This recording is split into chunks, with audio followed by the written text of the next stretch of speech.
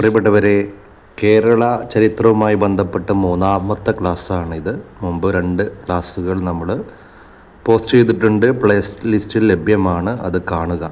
ഓർഡറിലാണ് നമ്മൾ പഠിക്കുന്നത്. കൃത്യമായിട്ട് ഈ ക്ലാസ്സുകൾ മാത്രം നിങ്ങൾ ഫോക്കസ് ചെയ്താൽ നിങ്ങൾ വിചാരിച്ച മാർക്ക് നിങ്ങൾക്ക് ലഭിക്കുന്നതാണ്. ഇനി നമ്മൾ നോക്കാൻ പോകുന്നത് വേലുത്തമ്പിയും പാലിയത്തച്ഛൻ എന്ന് പറയുന്ന ഭാഗമാണ്.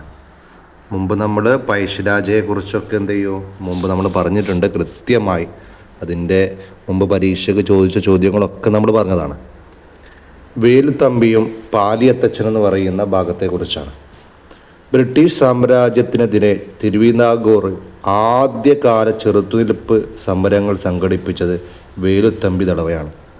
ഇവിടെ നമ്മൾ മനസ്സിലാക്കേണ്ടത്, ആ കാലഘട്ടത്തിൽ കേരളത്തെ നമ്മൾ 3ആയി തിരിച്ചിട്ടുണ്ട്. ഒന്ന് മലബാർ, പിന്നെ ഒരു മധ്യഭാഗത്ത് കൊച്ചി, അതേപോലെ താഴെയാണ് തിരുവിതാംകൂർ എന്ന് പറയുന്നത്.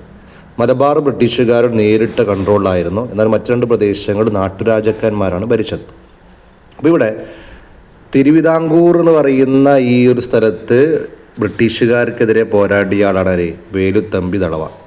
ഇനി കൊച്ചിയിലാണ് ആര്? പാലിയത്തച്ഛൻ. ഇത് കണക്ട് ചെയ്താൽ മതി, കൊച്ചി പാലിയത്തച്ഛൻ എന്നുള്ളത്. റെഡിയാണല്ലോ.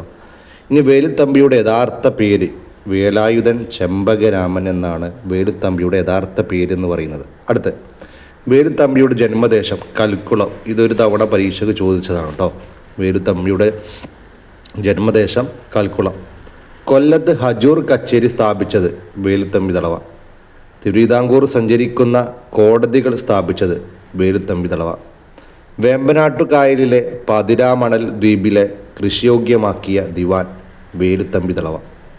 വേലുത്തമ്പി ആത്മഹത്യ ചെയ്ത ക്ഷേത്രം മണ്ണടി ക്ഷേത്രം. അതും മുൻപ് പരീക്ഷ ചോദിച്ചതാണ്, പത്തനംതിട്ടയിലുള്ള മണ്ണടി ക്ഷേത്രം. ഇനി അടുത്ത് നോക്കാം. ബ്രിട്ടീഷുകാർ വേലുത്തമ്പി ദളവയുടെ മൃതശരീരം കെട്ടിത്തൂക്കിയ സ്ഥലം കണ്ണമൂല എന്നാണ്. കണ്ണമൂല. വേലുത്തമ്പി നോക്കണേ, വേലുത്തമ്പി ദളവയുടെ സ്മാരകം സ്ഥിതി ചെയ്യുന്നത് മണ്ണടിയിലാണ്. കുണ്ടറ വിളംബരം നടത്തിയ ഭരണാധികാരി വേലുത്തമ്പി ദളവ. ഇത് ഏറ്റവും ഇമ്പോർട്ടൻ്റ് ആണ്. PSC ഒരുപാട് തവണ വേലുത്തമ്പിയുമായി ബന്ധപ്പെട്ട് ഏറ്റവും തവണ ചോദിച്ചൊരു ചോദ്യമാണെന്ന് കുണ്ടറ വിളംബരം. അതിൻ്റെ വർഷമാണ് ചോദിക്കുക കേട്ടോ. കുണ്ടറ വിളംബരം പുറപ്പെടുവിച്ച വർഷം 1809 ജനുവരി 11. 1809 ജനുവരി 11.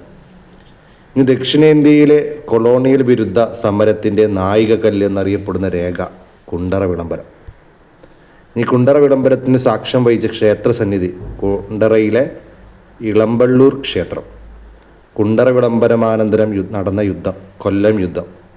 കുണ്ടറ വിളംബരം നടന്ന കാലത്തെ Thiruvithamkoor British president colonel Macaulay എന്ന് പറയുന്ന ആൾ.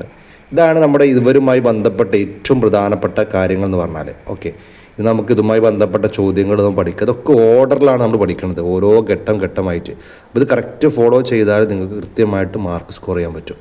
ഓരോ ടോപ്പിക്കുകൾ കഴിയുമ്പോൾ അതിൻ്റെ പരീക്ഷകൾ നമ്മൾ നടത്തും. ഓക്കെ, ഇഷ്ടമായാൽ ലൈക്കും സബ്സ്ക്രൈബും തരണേ.